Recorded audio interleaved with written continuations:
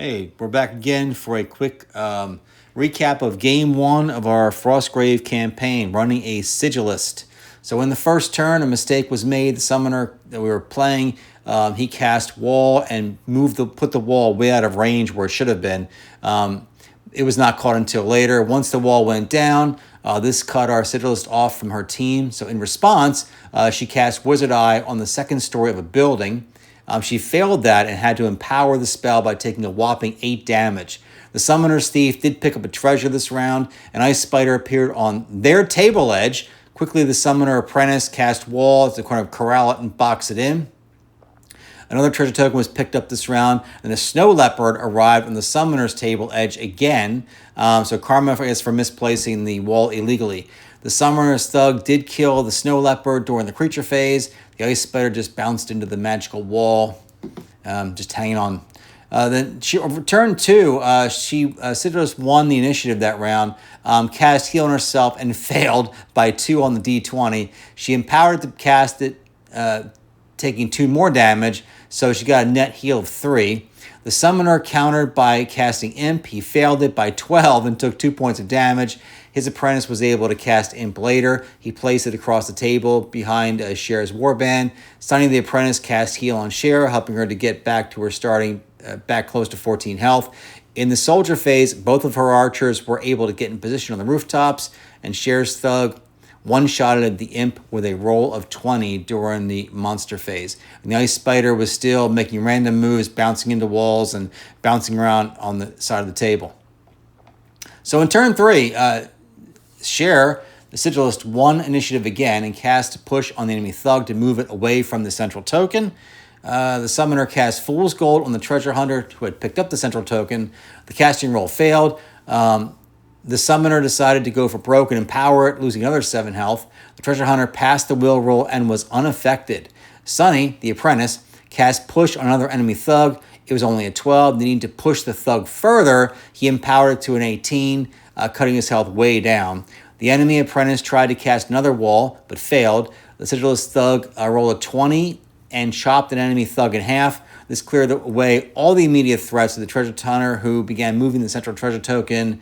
The Ice Spider was still just wandering around, and for all the things that were picked up, no other monsters appeared this game. So turn 4, which is kind of getting towards the end of this thing, Cher, she won initiative again for the 3rd time in a row. She immediately cast Transpose to get the Treasure Hunter almost to her table edge, swapping him with a Thug. It was at this point, with all the other treasure off the table, the Summoner tried to get to the fountain, using both moves to get into base contact with it. The Summoner Apprentice did the same thing, but was able to drink from it this round. During the soldier phase, the Treasure Hunter walked off the board, securing the central treasure token for the Sigilist, and the game ended. So the campaign, total experience for our Sigilist was 215. She improved her health to 15, and improved her casting number on right scroll down to 11. She failed both out of game spells, so did the Apprentice. She got 180 gold, a Grimoire for Wall, ironically enough, karma, I guess, and an Amulet of Resistance. Her total gold was now 230. During the black market phase, there was a potion of invisibility available. Too good to pass up. She bought it, and then she picked a library as her base. She is now at level 2 with, I believe, 130 gold left in the vault. And that was it, man. So a really fun game. That wall spell was very handy for the Summoner, although the Summoner didn't really get much. So Cher did get all. She got 2 treasure tokens, plus Central. A really nice haul for the first game.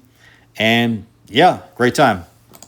So a couple of last minute notes. The scenario we played was the Well of Dreams and Sorrow from the main rulebook. We'll probably do about 2 or 3 missions from the main rulebook and then pick other scenarios from other rulebooks to do. And we'll keep going. My plan is to keep doing these battle reports. They're kind of be short and sweet.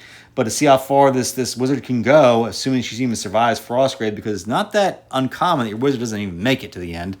So we'll see how that goes. As far as the terrain goes, we're kind of simplifying the climbing of terrain.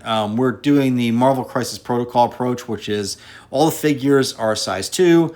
Terrain is either size 2, size 1, size 3, or size 4. And to climb it, all you have to do is be in base-to-base contact, use one of your first move action to go up to a size 3, terrain on top of that. If you want to climb to a size 4, you can use both move actions, assuming you're in base-to-base contact with the terrain, and go to the top of it. We just thought it was kind of easier for everything, and everything is pretty much hard cover if you're in base-to-base contact with it, or within an inch of it. If you are outside of that, then it's just light cover.